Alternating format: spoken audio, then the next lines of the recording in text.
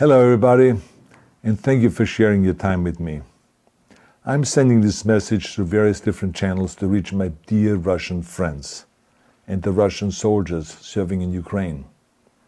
I'm speaking to you today because there are things that are going on in the world that are being kept from you, terrible things that you should know about. But before I talk about the harsh realities, let me just tell you about the Russian who became my hero.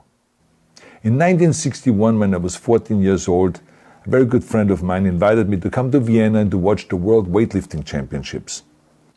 I was in the audience when Yuri Petrovich Vlasov won the World Championship title, becoming the first human being to lift 200 kilograms over his head.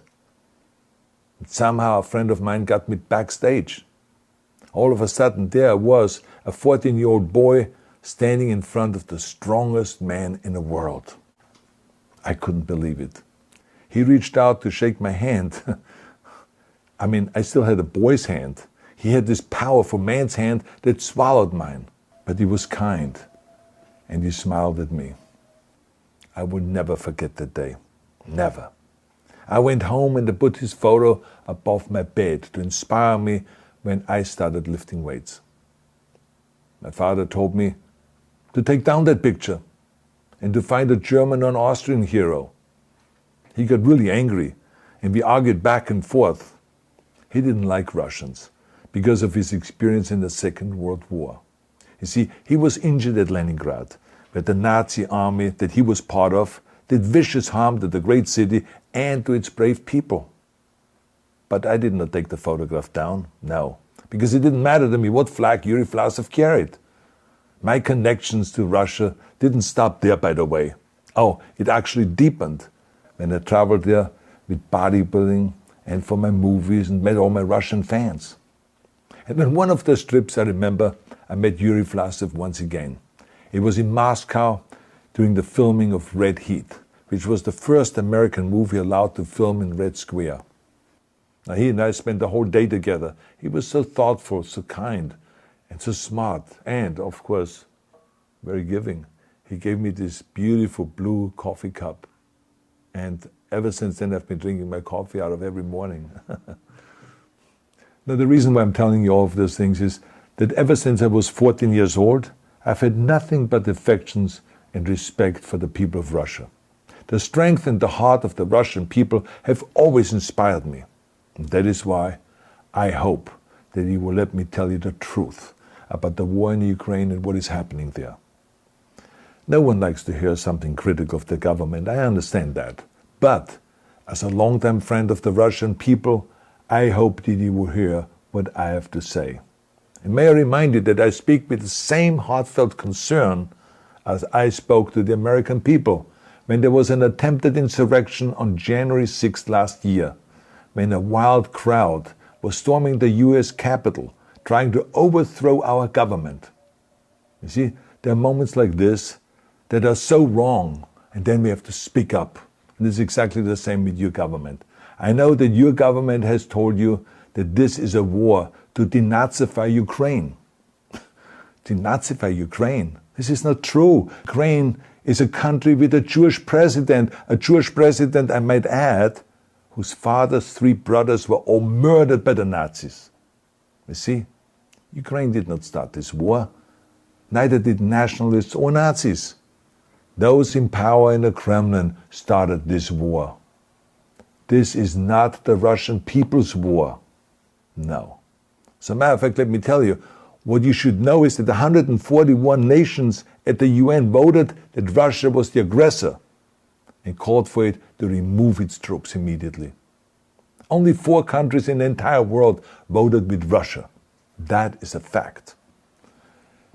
See, the world has turned against Russia because of its actions in Ukraine.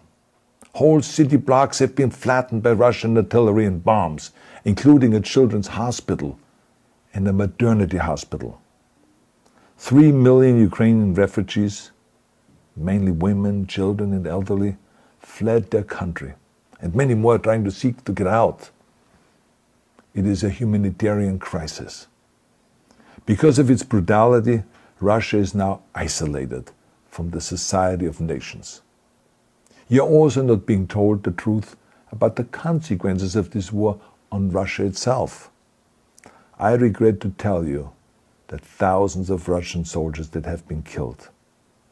They have been caught between Ukrainians fighting for their homeland and the Russian leadership fighting for conquest. Massive amounts of Russian equipment have been destroyed or abandoned.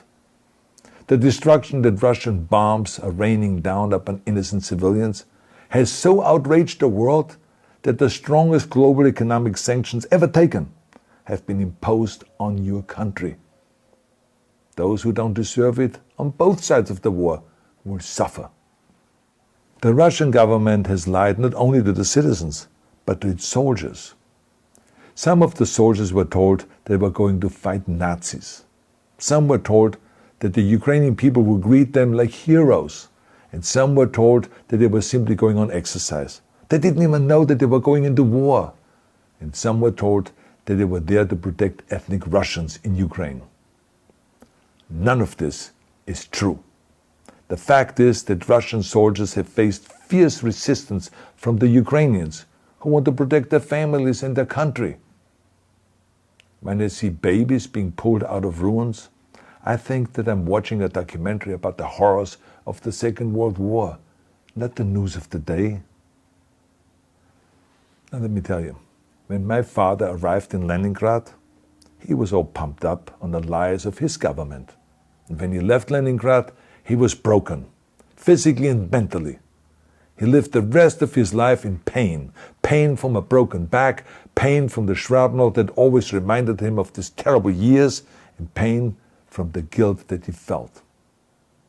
To the Russian soldiers listening to this broadcast, you already know much of the truth that I've been speaking. You've seen it with your own eyes. I don't want you to be broken like my father. This is not the war to defend Russia that your grandfathers or your great-grandfathers fought. This is an illegal war. Your lives, your limbs, your futures are being sacrificed for a senseless war condemned by the entire world. Now, to those in power in the Kremlin, let me just ask you, why would you sacrifice those young men for your own ambitions? To the soldiers who are listening to this, remember that 11 million Russians have family connections to Ukraine. So every bullet you shoot a brother or a sister. Every bomb or every shell that falls is falling not on an enemy, but on a school, or a hospital, or a home. I know that the Russian people are not aware of such things are happening. So I urge the Russian people and the Russian soldiers in Ukraine to understand the propaganda and the disinformation that you are being told. I ask you to help me spread the truth. Let your fellow Russians know the human catastrophe that is happening in Ukraine. And to President Putin I say, you started this war. You are leading this war. You can stop this war.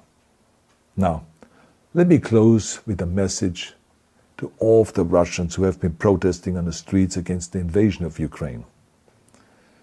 The world has seen your bravery. We know that you have suffered the consequences of your courage.